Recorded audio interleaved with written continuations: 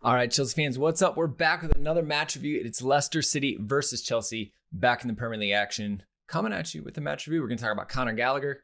We're going to talk about Raheem the Dream Sterling, Reece James, and overall performances so far in the season. So make sure to stay tuned. This is Joe Cole. This is Ruben Loftus-Cheek, and you're listening to the London is Blue podcast. All right, so to jump in this one, let's look at the lineup that Tuchel, 4-4-2, 4-3-3, 3-4-2, or 3-5-2, 3-4-3. No one really knows what Tuchel actually went out with this one. But if we look at it, you definitely had Mendy in goal. You had Trevoh Chalobah, Silva in the back line. Reece James is there, Cucurella, and Ruben Loftus-Cheek. Again, back four, back five. Honestly, you could tell me. You had Jorginho and Gallagher in the middle. Mason Mount, Kai Havertz, Raheem Sterling, rounding out the attack. So from there, some of the top level stats of this one. Look, it was Chelsea 2, Leicester City 1. And that's what you want to see. A little bit interesting here. Chelsea with only 7 shots, 3 of them on target. Leicester having 17 shots, 5 on target. And Chelsea only having 45% possession at home. But again, red card, first half, extenuating circumstances. Lastly, I would just like to point out that Leicester City coming in pretty dismal form to this one. As we all know, they're winless on the season. They've drawn 1, lost 3. Chelsea coming in, mixed results for us, but we still had 1 win, 1 tie, and 1 loss. The first thing I want to talk about is, well, Conor Gallagher. He's the big talking point from this one. He's the one who changed the trajectory of this match. He's the one that changed kind of what the game plan from Tuchel and the team was. Chelsea came out with a strong press right away at the beginning of the match. Looked good, made Leicester really uncomfortable. It was a very open game in that sense. Both teams essentially looking to hit each other on the counterattack. And it was working. We saw a lot of success with it. You know, Conor picking up his first caution. Okay, fine. You know, I've seen both both takes on it, 50-50, whether or not thought it was a caution or not. But then we get a corner kick, you know, one of a few, and Conor ends up being the last man back. Honestly, I would have expected Cucurella to be the last one back.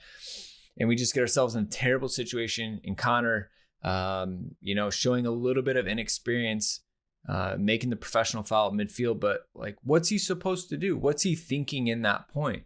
If he lets him go by, it's a guaranteed one-on-one for Mendy and most likely getting scored on, just statistically speaking. So he can either take one for the team or he can make a professional foul, which he's probably been taught to do.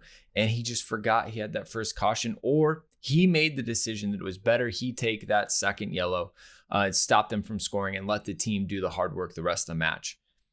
At the end of the day, he made the decision, get sent off. That's now 3 red cards in 2 matches for Chelsea. You've got Koulibaly, Thomas Tuchel, now Conor Gallagher, albeit 2 yellows. Same thing with Kalidou Koulibaly. But it's an interesting thing to think of because I don't really remember too many red cards in the Tuchel era, and let alone Chelsea are highly professional. So to have this many red cards already in the season is definitely weird. I'm not concerned about it. I don't think it's like, oh no, we're going in with 2-footed tackles and being malicious. But again, decision making, there's no reason for Koulibaly to take his second yellow. Conor was definitely in a worse position than Koulibaly's, but a little bit of inexperience. With that being said, anyone who's riding off Conor Gallagher is leaving themselves short. Conor Gallagher has gone from strength to strength, from loan to loan, and has earned this position. He is desperate to succeed for Chelsea, right? Boyhood club, came through the ranks, dev squad captain. He has kind of checked all the boxes on his way. Going from even Crystal Palace last season to Chelsea is a big jump. Also because, again, he's putting so much pressure on himself to succeed. I just think you got to take it into consideration, give the guy a bunch of grace. Tuchel and the team are going to take him under his wing. He knows it's not good enough. He's going to be beating himself up, but there's no need to jump on him now. As fans, he's a young, up-and-coming midfielder. Mistakes will be made. He's put in a terrible situation, and, he'll grow from this and he'll learn. So, again, with the lack of midfield depth we have this season, he's going to be super crucial in the success of the season. He's proven over and over that he can be successful in the Premier League. So, calmate. We are good. Give Conor some room to breathe. And just to put a bow on it, Tuchel with quotes post-match saying, "We spoke briefly after the game, and things like this can happen. It's not purely his fault alone because it's a set piece for us, and it's sloppy how we take set pieces at the moment." End quote. Don't want to listen to me? Listen to Tommy T. All right, next up, we got to talk about Raheem the Dream Sterling. Big summer signing. Expect him to come good. He's been knocking on the door so far this season. Pops up, gets his 2 goals. Could have had a third, albeit for a great save by Ward. Credit where credit is due. Just got a toe poke to put it off the post. But look, he had himself a day. And it's not just offensively. He's not just hanging around half line waiting for the ball to come to him to create. He's getting involved all around the pitch. His work rate is immense. You can tell he is motivated. Friend of the pod, Nisar Kinsella, tweeting out Raheem Sterling versus Leicester. He had 2 goals off of 3 shots. 2 of them were on target. So he's 100% for shots on target to goals. Great numbers right there. He created 2 big chances. He won 2 fouls. He had 5 dribbles and a 1.15 expected goals. If that is not an amazing day out for an attacker, I don't know what is. Because like I said, he could have had 3 shots on target, 3 goals. He was literally a half an inch away. So yeah, one thing to, kind of talk about with Raheem as well, that it's not just all the way down to him, right? The right side is lining up to be very tasty. In this match, he had Cucurella assist him on the first one, Reece James with an amazing ball in to get the second assist. And I think it's really a good reminder that, look, Chelsea under Tuchel are wingbacks FC. Our wingbacks are so crucial to the success of the system under Tuchel. We saw it with Reece and Chilwell last season before his injury. When those 2 were cooking, we were on fire, dismantling Juventus, taking apart teams in the Premier League. They didn't stand a chance. And I think we're starting to get a glimpse of that again with Cucurella coming in. Fantastic signing.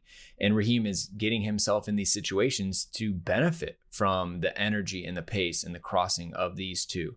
And again, I've talked about it. I don't like Reece at right center back, but all signs point to Fofana deal getting done this weekend. I believe the medical is happening today, Sunday. And so you pull in Fofana, you've got Chalobah, and you've got Aspie. There's no reason now for Reece to have to play right center back, right back if it's a back 4, right wing back. Let him hunt, because Sterling is getting himself in the positions to feast inside the box. This is what he did at City, right? City were really good at getting the ball to the end line and whipping it back across the box. He knows where to be. He knows where to position himself. We've seen how close he's been all season. And for him to now have 2 goals and assists in the first 3 matches, that's what we need from a big summer signing. And he's starting to deliver. But again, him, Mason, Kai, whoever's up top, Broya, their success is probably largely going to be dependent upon the fullback. So saddle up. Chilwell, we need you. Reece, we got you. Cucurella, keep it up, boss. Wingback FC. All right, well, as it stands, Chelsea are sitting in 6th place in the Premier League table. All the matches have been played this weekend. So Arsenal first, Man City second, Tottenham third, Brighton fourth, Leeds fifth, Chelsea sixth, running 7 points with a -1 goal difference. Obviously need to turn that around after the ugly loss to Leeds. But we're right there. We're in the hunt. A lot of teams are still in the single digits. Just a couple are in double digits. So the table will have massive shifts on week to week. We now have 2 wins, a draw, and a loss. Sitting at 1-1-1 is a little bit nerve-wracking. I think coming back from behind, or down 10 men, to go up 2-0, give up the goal, go down 2-1. And then, look, they put on the pressure at the end, hitting the crossbar, hitting the post.